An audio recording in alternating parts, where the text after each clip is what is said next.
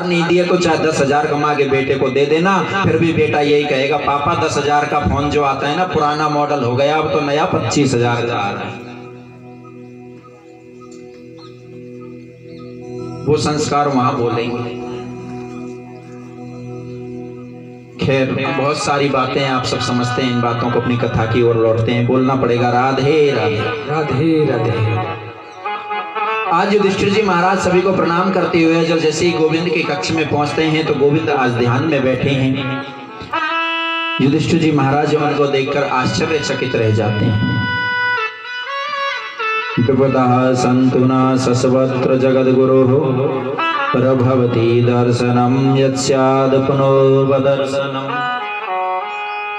संसार जिनका दर्शन करता है, संसार जिनका जप करता है, संसार जिनका ध्यान लगाता है, और मैं जिसे इस संसार का परमात्मा मानता हूं, ये स्वयं कृष्ण वो परमात्मा आज किसी के ध्यान में बैठा है। आश्चर्य हुआ है आज। युधिष्ठिर जी गए नहीं, प्रणाम करके वहीं बैठ गए। ध्यान जब पूरा हुआ, गोविंद ने नेत्र खोले तो देखा सामने युधिष्ठिर जी बैठे हैं। राजन आप कब आए? प्रभु बहुत देर हो गई, आपको प्रणाम करने आया था नित्य प्रति की भांति। आइए आइए प्रभु, आज मैं बड़ी विडंबना में हूँ। मुझे आश्चर्य हुआ। कैसा आश्चर्य? मैं आपको जगत पिता परमेश्वर मानता हूँ, सृष्टि का रचयिता मानता हूँ, सारा संसार आपका ध्यान करता है। प्रभु क्या आपसे भी बड़ा कोई है जिसका आप ध्यान कर रहे थे? मैं उनके दर्शन करना चाहता हूँ। आप बताइए आज आप किसका ध्यान कर रहे थे? गोविंद कहते हैं हाँ राजन, मुझसे भी बड़ा कोई है। कौन?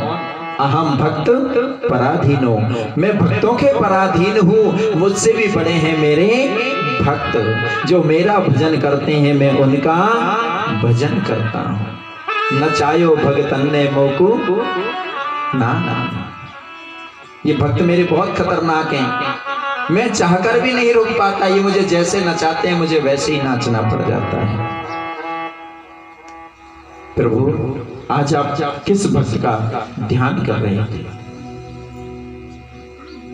गोविंद कहते हैं आज मैं भीष्म पितामह का ध्यान कर रहा था। भीष्म पितामह क्या वो अभी तक जीवित हैं? हाँ युधिष्ठिर, भीष्म पितामह 52 दिनों से उस युद्ध भूमि में बाणों की सैया पर लेटे हैं। अनेकों संत मुनि उनके पास बैठे हैं। मैंने उनको वचन दिया था पितामह मैं लौटकर जरूर आऊंगा। आज वो दिन आ गया, मुझे भीष्म पितामह के पास जाना है। युधिष्ठिर भैया बोले प्रभु मैं भी साथ चलना चाहता हूँ। 5 पांडवों को पता लगा, वो भी तैयार हुए। आज द्रौपदी भी जाने को तैयार हुए। 5 पांडव द्रौपदियों को साथ लेकर आज कन्हैया उस युद्ध भूमि में पहुंच जाते हैं जहां बाणों की सैया बनी है भीष्म पितामह के लिए। रोम रोम में बाण लगा है, शरीर से रक्त की बूंद बूंद निकल चुकी है। उठ नहीं सकते, बैठ नहीं सकते, पलक तक झपक नहीं सकते, करवट बदल नहीं सकते। बाणों की सैया है। अनेकों संत पुलह पुलक भृगु अंगिरा वशिष्ठ पराशर वेद व्यास जी स्वयं वहां विराजमान हैं। आज सभी उनके कष्ट को देख करके बहुत दुखी हैं। सब बैठकर उनका सत्संग कराना चाहते हैं, लेकिन वो भीष्म पितामह बाट निहार रहे हैं उस गोविंद की। आज जैसे ही गोविंद को आते हुए भीष्म पितामह ने देखा, मन ही मन प्रणाम किया। गोविंद ने मन ही मन आशीर्वाद दिया, जाकर के खड़े हुए। भीष्म पितामह बोले गोविंद बड़ी देर कर दी आने में। हाँ पितामह आने में थोड़ी देर हो गई। भीष्म पितामह कहते हैं गोविंद आपने मुझसे आने का वचन दिया था और मैंने वचन आपसे लिया था। मेरे मन में एक सवाल है, मैं आपसे एक सवाल पूछना चाहता हूं, मेरे उस सवाल का सही से उत्तर देना। गोविंद कहते हैं पूछिए भीष्म पितामह, मैं आपकी शंका का समाधान करने के लिए ही यहां आया हूं। प्रभु मुझे मेरे 99 जन्मों की कथा याद है और 100वां जन्म मेरा ये है। शांतनु महाराज गंगा मैया मेरे माता पिता हैं, उनका मैं पुत्र हूं, ब्रह्मचारी जन्म से रहा हूं। 99 जन्म में कोई पाप नहीं किया और इस 100वें जन्म में भी मैंने कोई पाप नहीं किया। जब मैंने कोई पाप नहीं किया तो मुझे बाणों की सैया 52 दिन से क्यों मिली है? मेरे इस देह से रक्त की बूंद बूंद निकल चुकी, मैं इतना कष्ट क्यों पा रहा हूं? आज जैसे ही भीष्म पितामह ने प्रश्न किया कन्हैया से, तो द्रौपदी इस शब्द को सुनकर मुस्कुराने लगी। द्रौपदी मुस्कुराने लगी। भीष्म पितामह ने कहा, द्रौपदी मैं इतने कष्ट में हूँ, मुझे मृत्यु भी नहीं आ रही है, स्वयं मृत्यु का वरदान है मुझे। मैं इस कन्हैया के आने का इस सवाल को लेकर इंतजार कर रहा था कि कब गोविंद आएगा और कब मैं उससे ये बात पूछूंगा, लेकिन मेरी इस बात को सुनकर तू हंस रही है।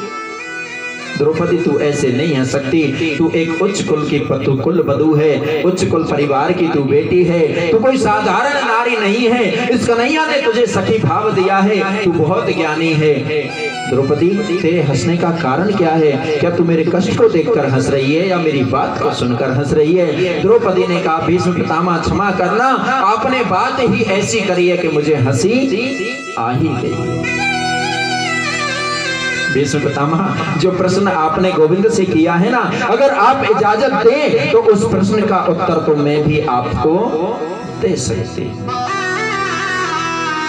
हाँ द्रौपदी बताओ, पहले आप बताओ। कहीं कहीं वो कथा आती है कि भीष्म पितामह जी जा रहे थे, नाग पड़ा था अग्नि के अंदर, अग्नि जल रही थी, भीष्म पितामह ने तरकस से बाण निकाला, बाण की नोक से एक सर्प को उठाया, उठा के कांटों को फेंक दिया, सर्प ने श्राप दे दिया कि ऐसे ही कांटे तुमको भी चुभेंगे। लेकिन ऐसी कथा नहीं। आज द्रौपदी भागवत कथा के अंदर जो बता रही है सत्य घटना तो ये है। द्रौपदी कहती है, भीष्म पितामह याद करो उस दिन को जिस दिन वो दुर्योधन, उसका छोटा भाई दुशासन मुझे केस पकड़ के घसीटते हुए उस सभा के मध्य लाया था। मेरे ये 5 पति पांडव जिन्हें आज आप विजय श्री मिली है, कन्हैया की कृपा से जो आज ये राजा बने हैं, ये भी उसी सभा में बैठे थे और अपने आप को भी हार गए थे और मुझे भी उस जुआ में हार गए थे। भीष्म पितामह उस सभा में आप भी बैठे थे और उस सभा में मैंने सबको पुकारा था, लेकिन किसी ने भी मेरी लोक लाज को नहीं बचाया। अगर गोविंद कृपा नहीं करते तो आज मेरी लोक लाज नहीं बचती। गोविंद अगर कृपा कर दे, अगर भीष्म पितामह उस समय आप भी उस सभा में बैठे थे और आपने भी वो पाप होते देखा। कौन कहता है कि पाप करना ही पाप होता है? अरे पाप को होते देखना भी तो पाप होता है। आप बड़े हैं, कोई बालक अगर छोटे बालक को मारने लगे और आप उसको बचा सकते हैं तो आपको बचाना चाहिए, लेकिन अगर आप उसको जानकर भी नहीं बचाओ, उस बच्चे को पिटने दो तो आपको भी पाप लगेगा। कसाई किसी गाय माता को पकड़ के ले जाए और काटने लग जाए और आप वहां नीचे मस्तक करके आ जाओ तो इससे बड़ा पाप और क्या होगा? अरे आपकी सामर्थ्यता है कि आपके रहते इस हिंदू राष्ट्र के अंदर रहते हुए गाय माता को कसाई काट रहे हैं और आप चुपचाप बैठ करके देख रहे हो, इससे बड़ा पाप और क्या होगा? आपकी सामर्थ्य है कि आप उसको आराम से बचा सकते हैं। भीष्म पितामह आपने भी वो पाप होते देखा है और उसी पाप की सजा आज आप भोग रहे हैं। नेत्रों से सुधार बहने लगी भीष्म पितामह के। द्रौपदी तू बिल्कुल ठीक कह रही है। अगर उस सभा में मैं उस दिन आवाज उठा देता तो कौरवों की इतनी हिम्मत नहीं थी कि वो तुझको हाथ भी लगा देते। लेकिन जैसा खाओ अन्न वैसा हो तन और मन। मैं तो इस बात को समझ गया था उसी दिन, क्योंकि मैंने उस दुर्योधन का अन्न खाया था, इसलिए मेरी बुद्धि भी खराब हो गई। ये कन्हैया आया था और उसके 56 भोगों को भी छोड़कर उस विदुरानी के घर चला गया था, तभी तो आज कन्हैया ने इन पांडवों को विजय दिला। द्रौपदी हो सके तो मुझे क्षमा कर देना। आज भीष्म पितामह कन्हैया से प्रार्थना करते हैं, 26 श्लोकों में एक स्तुति करते हैं। हे गोविंद, मेरी एक छोटी सी प्रार्थना है आपसे। गोविंद, मेरी एक पुत्री है, एक बेटी है, बोलना पड़ेगा राधे राधे हे राधे। आलस्य में मत आओ, मुझे पता है तुम सब चाय के मन में बैठ गए हो, है ना? चाय को छोड़ दो, राधे राधे को बोल दो, है ना? जोर से बोल के बताओ राधे राधे। भीष्म पितामह कहते हैं मेरी एक बेटी है, छोटी सी लेकिन बहुत कुटिल है, और उस बेटी का विवाह मैं आपके साथ करना चाहता हूं। इस बात को सुनकर बैठे हुए सभी आज संत मुनि गौ भीष्म पितामह की बेटी, अरे जन्म से ब्रह्मचारी, विवाह इनने किया नहीं, इनके कोई बेटी हमने आज तक देखी नहीं, ये किस बेटी की बात कर रहे हैं। आज कन्हैया ने जब पूछा भीष्म पितामह आप तो ब्रह्मचारी हैं, आपके तो कोई संतान नहीं, किस बेटी की आप बात कर रहे हैं? तो भीष्म पितामह कहते हैं मेरी वो बेटी है, उसका नाम है मेरी बुद्धि। गोविंद, मैं आज अपनी इस बेटी का आपका वर्ण कराना चाहता हूँ, मेरी इस बुद्धि रूपी बेटी को आपके चरणों में छोड़ना चाहता हूँ, क्योंकि बुद्धि अब मेरी खराब हो चुकी है, क्योंकि मैंने दुर्योधन का अन्न खाया है। गोविंद हाँ कर देते हैं। प्रभु भीष्म पितामह आप अपनी पुत्री का मेरे साथ वर्ण करें, उससे पहले पांडव मेरे साथ आए, इनको आप कुछ शिक्षा दें। आज पांचों पांडव भीष्म पितामह को प्रणाम करते हैं और उनसे राज धर्म की, न्याय धर्म की, नीति धर्म की शिक्षा को, धर्म की उस राजपाट को ठीक शांतिपूर्ण चलाने की शिक्षा को ग्रहण करते हैं। और उस शिक्षा को ग्रहण करने के बाद सभी के देखते देखते आज वो भीष्म पितामह गोविंद से प्रार्थना करने लगते हैं। हो इतना तो करना स्वामी, हो जब प्राण तन से निकले। एक सुंदर सा ये भजन है, संस्कृत के श्लोक भी गा रहे हैं लेकिन आपको समझ में कम आएंगे, लेकिन इस भजन के बोल शब्द जो है ना बहुत सुंदर है।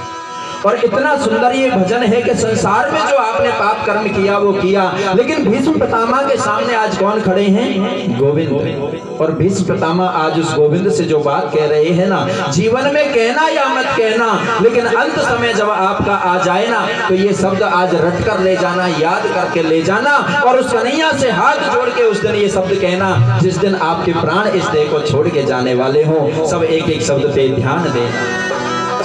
इतना तो करना स्वामी, जब प्राण तन से निकले। इतना तो करना स्वामी, जब प्राण तन से निकले। ऐ गोविंद नाम ले, जब प्राण तन से निकले। गोविंद नाम लेकर मेरे प्राण तन से निकले। इतना तो करना स्वामी।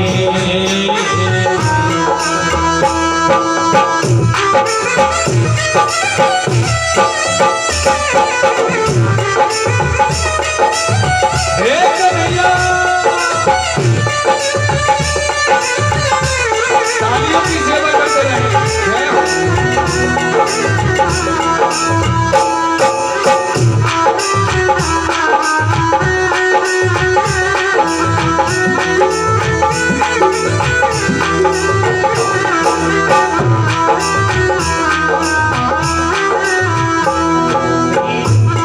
श्री गंगा जी का तट हो, यमुना का सिमट हो। श्री गंगा जी का तट हो, यमुना का सिमट हो। श्री गंगा जी का तट हो, यमुना का सिमट हो। श्री गंगा जी का तट हो, यमुना का सिमट हो। मेरा सावरा निकट हो, मेरा सावरा निकट हो। जब प्राण तन से निकले। इतना तो करना स्वामी, जब प्राण तन से निकले। इतना तो करना। हे कन्हैया,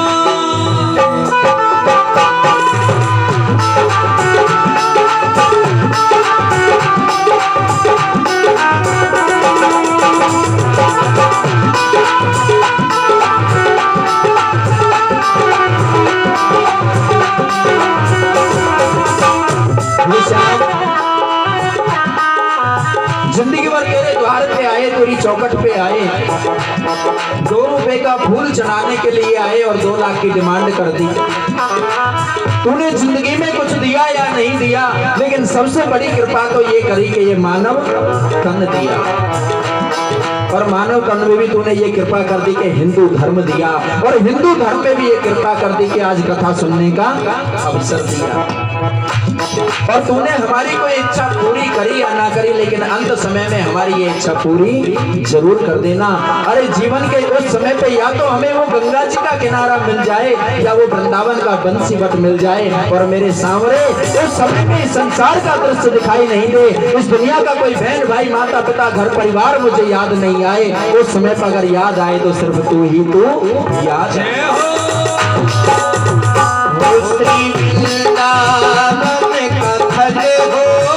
मेरे मुख में तुलसी दल हो, मेरे मुख में तुलसी दल हो, वृंदावन का फल हो, मेरे मुख में तुलसी दल हो, वृंदावन का फल हो, मेरे मुख में तुलसी दल हो, यही ध्यान मेरे भक्त हो, यही ध्यान मेरे भक्त हो, जब प्राण तन से निकले, इतना तो करना स्वामी।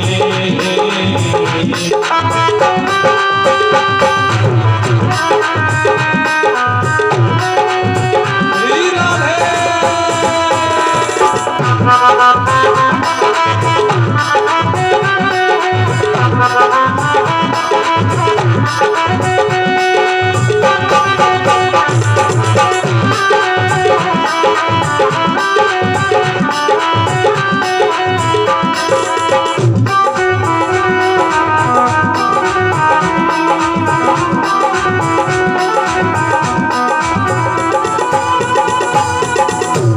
उस वक्त जल्दी आना, नहीं श्याम भूल जाना, उस बात जल्दी आना, नहीं श्याम भूल जाना, उस वक्त जल्दी आना, नहीं श्याम भूल जाना, उस बात जल्दी आना, नहीं श्याम भूल जाना, राधे को साथ लाना, राधे को साथ लाना, जब प्राण तन से निकले, इतना तो करना स्वामी, जब प्राण तन से निकले, नाम लेकर जो प्राण तन से निकले, इतना तो करना स्वामी, जब प्राण तन से निकले, इतना तो करना स्वामी, इतना तो करना स्वामी, इतना तो करना स्वामी। बोले भागवत भगवान की जय। भीष्म पितामह भगवान से प्रार्थना करने लगे, प्रभु आज जैसे आप मेरे सम्मुख खड़े हो, जब भी मेरा जन्म मरण हो, आप हमेशा मुझे ऐसे ही मेरे सामने खड़े मिलना। आज भीष्म पितामह की 26 श्लोकों में बड़ी सुंदर स्तुति होती है, और सभी के देखते देखते भीष्म पितामह की दिव्य देह से एक ज्योति निकलकर ठाकुर के चरणों में जाके लिप्त हो जाती है। बोले भक्त वत्सल भगवान की जय। भीष्म पितामह आज अपने प्राणों को न्यौछावर कर देते हैं। गोविंद के चरणों में पांचों पांडव भीष्म पितामह के देह को लेकर अंतिम कर्ण संस्कार करते हैं। पंचभूत संस्कार करके लौट के अपने महलों में आते हैं। और आज गोविंद से फिर से प्रार्थना का, गोविंद आज हस्तिनापुर वासियों से फिर से विदा मांग लेते हैं। गोविंद हस्तिनापुर को छोड़कर अपने रथ में विराजमान होकर द्वारका के लिए आ जाते हैं। इधर तीर्थाटन करके लौट के आते हैं विदुर जी महाराज। विदुर जी को जब पता लगता है कि धृतराष्ट्र और गांधारी के बेटों ने पांडवों को सताने में कोई कमी नहीं रखी, लेकिन आज गांधारी और धृतराष्ट्र दोनों ही उन पांडवों के पास महलों में रहते हैं और उनसे सेवा करवाते हैं, तो विदुर जी आज उनके पास पहुंच जाते हैं और धृतराष्ट्र को ज्ञान देने लगते हैं। अरे आपको शर्म आनी चाहिए, आपके बेटों ने इतना सताया इन पांडवों को और आज इन्हीं पांडवों के टुकड़ों पर आप पल रहे हो, क्या आपको जरा भी लोक लाज नहीं आती? अब तो भगवान का भजन करो, अब तो अपनी दुष्ट बुद्धि को सुधारो। आज विदुर जी की बात को सुनकर धृतराष्ट्र और गांधारी अर्धरात्रि के समय महलों को छोड़कर चले जाते हैं। प्रातः काल होते ही पांडवों को जब इस बात का समाचार मिलता है तो आज पांडव भी विचार बनाते हैं।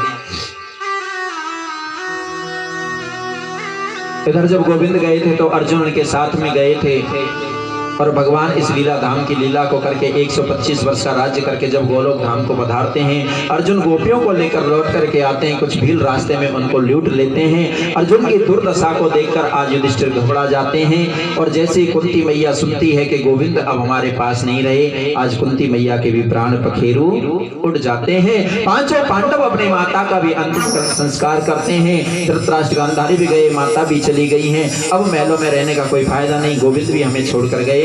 पांचों पांडव आज उस उत्तरा के जिस गर्भ को बचाया था उस बालक का जन्म हुआ और उसी का नाम रखते हैं परीक्षित। उस छोटे से परीक्षित को राजगद्दी पे बैठाते हैं, उसका राज तिलक करते हैं। पांचों पांडव भी आज उस महलों को त्याग कर गंगा जी के किनारे की ओर निकल जाते हैं। द्रौपदी, सुभद्रा और पांचों पांडव गंगा जी के किनारे पर पहुंचकर भगवत भजन में लीन हो जाते हैं, ठाकुर जी के भजन में मग्न हो जाते हैं और भगवान का भजन करते करते अपनी दैहिक लीला को समाप्त करते हैं। महाराजा परीक्षित धीरे धीरे बड़े हुए, धर्मनिष्ठ राजा हैं, अपने राज्य का सुचालन करने लगे और इनका विवाह प्रजापति उत्तर की पुत्री इरावती से होता है। 5 इनके पुत्र होते हैं और दूसरा विवाह श्री कृपाचार्य जी की पुत्री से होता है। राजा परीक्षित के 2 विवाह हुए। धर्मनिष्ठ राजा राजपाट को आनंद से चला रहे हैं, चारों तरफ विजय श्री प्राप्त करते हैं, चतुरंगी सेना लेकर हर जगह इनकी पूजा होती है, हर राजा को ये जीत लेते हैं। एक दिन की बात, अपने रथ में विराजमान होकर के आ रहे थे राजा परीक्षित के रास्ते में एक दृश्य देख लिया। एक काला काला पुरुष, जाति का शूद्र, उसने धर्म रूपी वृषभ बैल के 3 चरणों को काट दिया। बैल के 3 पैर उसने काट दिए, एक पैर पर वो बैल खड़ा है और धर्म रूपी पृथ्वी रूपी माता गाय अपने नेत्रों से अश्रुधार बहा रही है और वो काला काला पुरुष उस बैल के 4थे चरण को भी काटना चाहता है और उस गाय माता को डंडों से मार रहा है। धर्म पदे केन चरणाभिच्छायामुपलभ्य गाम् पृच्छति स्वां सुवदना विवस्मासि मातरम्। धर्म रूपी बैल और पृथ्वी रूपी गाय आपस में चर्चाएं कर रहे हैं। वो बैल उस गाय माता से कह रहा है, अरे गाय, अब तो तेरे ऊपर बहुत पाप होने वाला है, लगता है ये कलयुग है, काला काला शूद्र हमें मार रहा है, देख मेरे 3 चरण काट दे, तुझे डंडों से मार रहा है। अब तेरे ऊपर शूद्रों का ही राज होगा, सत्पुरुषों की कोई पूछताछ नहीं रहेगी, अब पापी बहुत ज्यादा होंगे। पृथ्वी, क्या तू इस पाप को सहन कर पाएगी? आज वो पृथ्वी रूपी गाय उस वृषभ से कह रही है, वृषभ तुम बिल्कुल ठीक कह रहे हो, भला उस गोविंद के अलावा मैं अब इस पाप को अकेली कैसे सहन कर पाऊं? लेकिन हे वृषभ, हे धर्मराज, इस कलयुग ने आपके 3 चरण नष्ट कर दिए। सबसे पहला चरण है तप, दूसरा है पवित्रता, तीसरा है दया और चौथा है सत्य। केवल एक सत्य रूपी चरण आपका बचा है। ना इसने तप को छोड़ा है, ना इसने पवित्रता को छोड़ा है, ना इसने दया को छोड़ा है। क्या आप अकेले इस सत्य के रूप में इतना बड़ा विशाल शरीर लेकर एक पैर से कैसे जीवित रह पाओगे, कैसे चल फिर पाओगे? धर्म रूपी बैल कहता है, पृथ्वी तुम बिल्कुल ठीक कहती हो, लगता है अब मैं भी जीवित नहीं रह पाऊंगा। मुझे तो लगता है पृथ्वी तुम्हारे ऊपर से ये धर्म अब नष्ट ही हो जाएगा। आपस में चर्चाएं कर रहे थे। उसी समय राजा परीक्षित आ गए, दोनों के बातों को सुनने लगे। काले काले पुरुष को जैसे ही देखा, मेरे राज्य में और एक गाय को एक बैल को सताता है, ये पुरुष कौन है, ये जीवित रहने के योग्य नहीं है। तुरंत अपने धनुष को उठाया, तरकस से बाण निकाला और धनुष पर जैसे ही चलाने लगे, आज वो काला काला पुरुष कलयुग राजा परीक्षित की शरण में आ गया। त्राही माम शरणागत शरणागत। प्रभु मैं आपके शरण में आया हूं, मुझे प्राण दान दो, मुझे प्राण दान दो। राजा परीक्षित पूछते हैं, तू कौन है, कहां से आया है, और मेरे राज्य में इतना बड़ा पाप करने की तेरी चेष्टा कैसे हुई, हिम्मत कैसे हुई? महाराज मैं कलयुग हूं, 4,32,000 वर्ष की मेरी आयु है। जैसे सतयुग गया, त्रेता गया, द्वापर गया, ऐसे ही मेरा भी युग है। मैं भी अपने राज्य को करने के लिए आया हूं। राज्य करने आया है? तुझे पता नहीं यहाँ का राजा मैं हूं? महाराज मुझे पता है, आप यहाँ के राजा हैं। महाराज आप मुझे मारना चाहते हैं, लेकिन अब मैं आपके शरण में आ गया। और धर्मनिष्ठ राजा का नियम होता है कि शरण गए फिर वो ताही ना त्यागा। जो भगवान की शरण में पहुंच जाए, भगवान के भक्त की शरण में पहुंच जाए, कभी उसको त्यागना नहीं चाहिए। आप मुझे प्राण दान दीजिए, तुझे प्राण दान तो दे दूं, लेकिन तू रहेगा कहाँ? तू मेरे राज्य में रहने के योग्य नहीं है। महाराज जहां आप कहोगे मैं वहीं रह लूंगा। आज राजा परीक्षित ने उस कलयुग को 4 जगह दी रहने के लिए। सबसे पहली जगह दी है ध्रुतखेड़ा, जहां कहीं जुआ सट्टा खेला जाता हो वहां तेरा वास होगा। दूसरा स्थान दिया है मदपान, जहां नशा किया जाता हो, नशा नाश की जड़ है। चाहे वो चाय का नशा, चाहे बीड़ी का नशा, चाहे गुटखे का नशा, चाहे गांजे का नशा, चाहे भांग का नशा, चाहे धतूरे का नशा, चाहे दारू का नशा। नशा तो नशा है। और चाहे अपने यौवन का नशा, चाहे अपने धन का नशा, चाहे अपने पद का नशा, और चाहे अपने रुपए पैसे का नशा, ये सब नशा ही तो है। नहीं तो यूं कह रहे होंगे महाराज या भांग को नाम मत लो, गांजे को नाम न मत लो, ये तो भोले बाबा को प्रसाद है। दारू वाले कह रहे होंगे कि भैरू बाबा को प्रसाद है। बिल्कुल सही कह रहे हो भैया, तुम प्रसाद है। पर एक बात कहूं, भोले बाबा ने तो झेर भी पियो नेक्स्ट, तो तुम भी पी लो ना। हाँ, जब भोले बाबा के इतने बड़े तुम भक्त हो, चिलम और भांगी तुम्हारे लिए जरूरी है, तो भोले बाबा ने तो समुद्र मंथन के समय जब हलाहल विष निकला था तो उस विष को पिया था, जिससे नीलकंठेश्वर महादेव उनका नाम रखा था।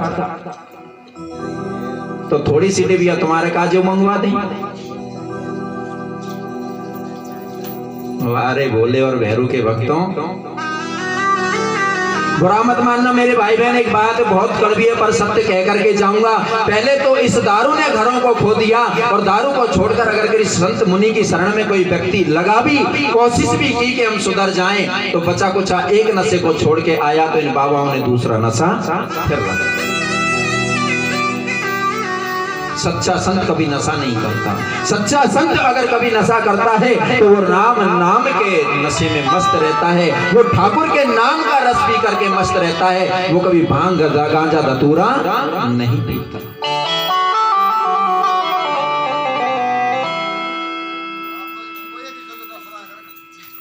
ये तो नशा नाश की जड़ है, थी, है और रहेगी। और मेरा कौन सा घर बिगड़ने वाला है? पी रहे हो तो तुम्हारा बिगड़ रहा है, खूब पियो। कम पड़ जाए तो बता देना, हमारे यजमान जी बहुत दयालु हैं, और मंगा देंगे और पियो। हाँ, पीना कोई बुरी बात नहीं है, पीना चाहिए।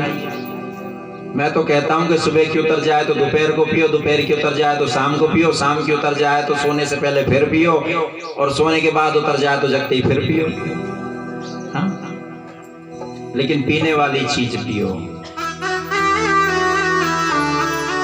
हम भी पिलाते हैं, हमारी मस्तियों भी पिलाई जाती है। ऐसा नहीं है कि सिर्फ पीने वालों की महफिल लगती हो, दारू पीने वालों का ही ठेका बना हो। हमारा भी ठेका बना है, हमारे यहाँ भी महफिल लगती है। तुम्हारे ठेके पे इतनी भीड़ नहीं पाएगी जितना जाके देखो बांके बिहारी के दरबार में भीड़ पाएगी। और इतना नशा तुम्हारी बोतल में नहीं होगा जितना नशा हमारा राधे नाम की मस्ती में मिलेगा। आकर के तो देखो उस राधा नाम की मस्ती का एक बार प्याला पी कर तो देखो प्यारे, तेरी सारी जिंदगी उतर जाएगी। वो नशा कभी उतरेगा नहीं, लेकिन तू जो ठेके से पी के आएगा ना, सुबह की पी शाम को उतर जाएगी। लोग पीते हैं पी पी के गिरते, हम पीते हैं गिरते नहीं। तुम जैसे पीने वाले नालियों में गिरे पाते हैं, लेकिन हम जैसे पीने वाले कभी गिरते नहीं। क्यों? हम पीते हैं सत्संग का प्याला, ये कोई अंगूरी मदिरा नहीं। खैर चलो, पर इतना ध्यान रखो कि इस मद के अंदर कलयुग का वास है, और कलयुग जहां आता है वहां विनाश ही करके जाता है।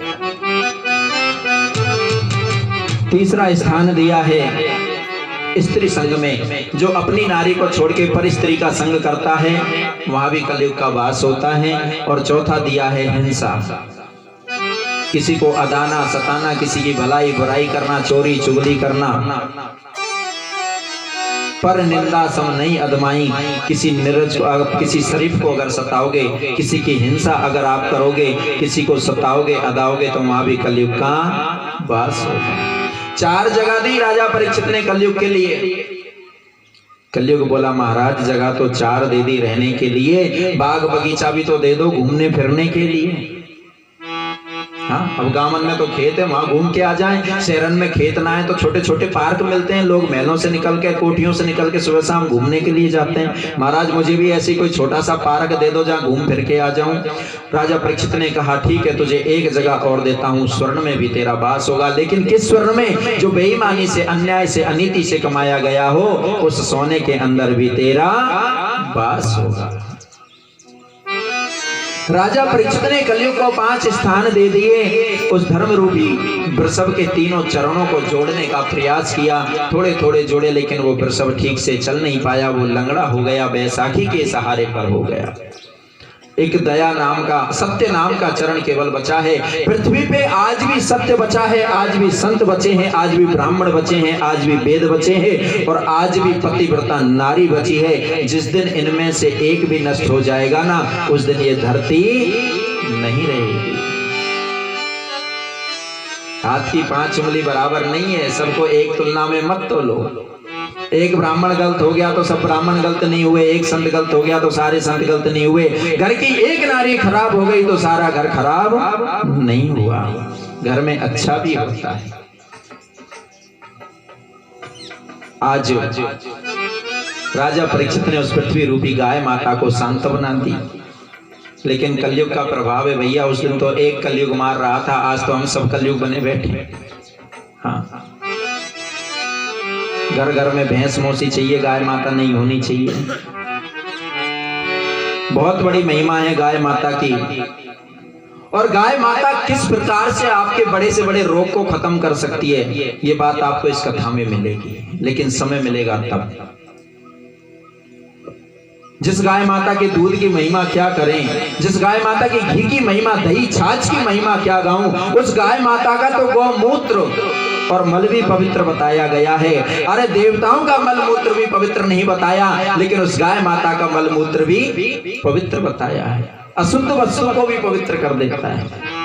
33 कोटि देवताओं को अपने अंग में रखने वाली वो गाय माता, सर्वदेव गवा मंगे, सारे देवता सारे तीर्थ उस गाय माता की देह में, शरीर में विराजमान रहते हैं। आज वो गाय दर दर भटक रही है। कैसे पापी हो गए हम, आज उसको गाय माता को, कसाई को सौंप रहे। खेत को ख्याल है भैया, खेत में नुकसान है गो।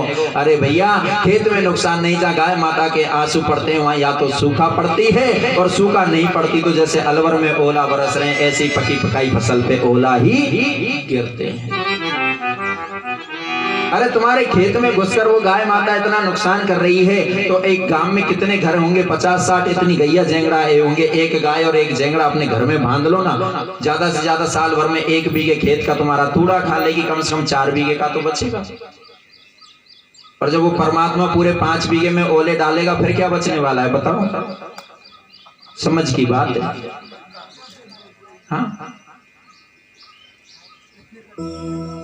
गाय माता साक्षात माता है। जैसे पृथ्वी माता हमें जन्म देने वाली हमारी माता, ठीक उसी प्रकार से गाय माता है। और गौ माता की महिमा बहुत बड़ी है। वेद उपनिषद शास्त्र भी इस महिमा को पूरा नहीं गा पाते। और गाय माता किस प्रकार से हमारे जीवन में जरूरी है, गाय हमारे जीवन में होनी चाहिए। कोई नुकसान हमें गाय कभी नहीं देती। और गाय अगर दूध नहीं दे रही है तो अब दूध के लिए नहीं, आज के समय में जो चाट पकौड़ी खा करके आप बीमार हो रहे हो, उस बीमारियों से बचने के लिए गाय माता का मूत्र भी आपके घर में आपको मिलता है। तो उसके लिए गाय माता अपने घर में बांधना शुरू कर दो, क्योंकि ये बात अभी आपको समझ में नहीं आएगी, ये बात समझ में आएगी 2 दिन बाद, जब मैं आपको बताऊंगा कि गौमूत्र क्या क्या काम करता है। बोलना पड़ेगा राधे राधे राधे राधे। आपके ये बाल है ना मस्तक पे, यहां से लेकर के और आपकी एड़ी तक का दर्द दूर कर सकती है गाय माता। और चोटी से लेके एड़ी तक की ही बीमारी को खत्म कर सकती है गाय माता।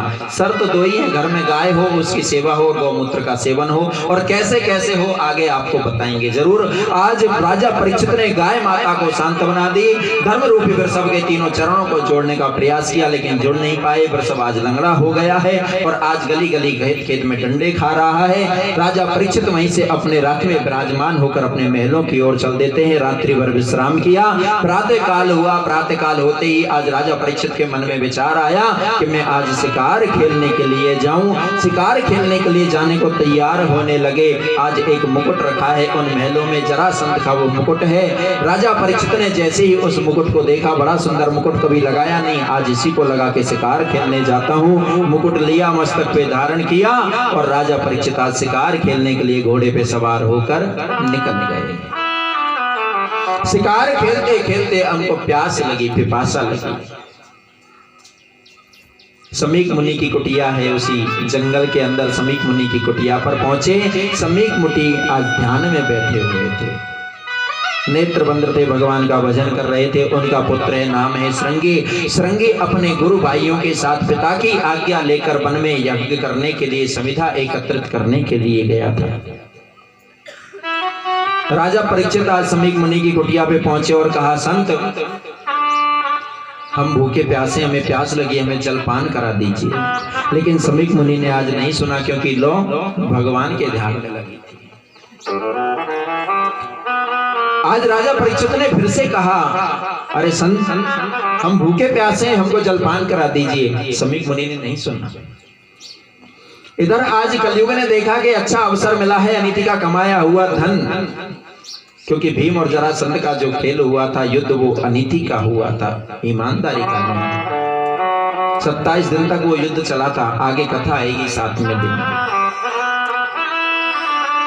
जरासंध का आज मुकुट लगाकर आया है राजा परीक्षित, और जब तक राजा को नहीं परास्त करूंगा तब तक प्रजा को परास्त कैसे करूंगा।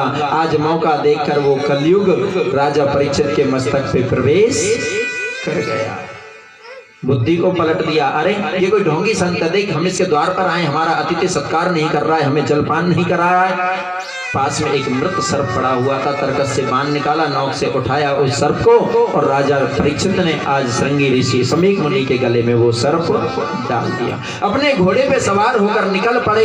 इधर से श्रृंगी जब वन से लौट करके आया और अपने पिता के गले में मरे सर्प को डला हुआ देखता है तो क्रोध आ जाता है, और क्रोध से आंखें लाल कर लेता है, कमंडल से जल लेता है और कहता है, जिस किसी भी पापी ने ये पाप किया है, मेरे पिता के गले में मृत सर्प डाला है, आज से 7वें दिन इति लगितम मर्यादम तक्षक सप्तमे हनि दक्षयन्ति स्म कुलांगारा चोदितो में ततद्रुतम। जिसने संत मर्यादा का उल्लंघन किया है, आज से 7वें दिन तक्षक नाग के डसने से उसकी अकाल मृत्यु होगी। समीक मुनि के गले में डला मृत सर्प श्रृंगी ऋषि, उनके पुत्र ने श्राप दे दिया। राजा परीक्षित को श्राप लगा। समीक मुनि का जब ध्यान पूरा हुआ, नेत्र खोल के देखा तो सामने बेटा क्रोध में बैठा है। श्रृंगी क्या बात है, इतना गुस्सा?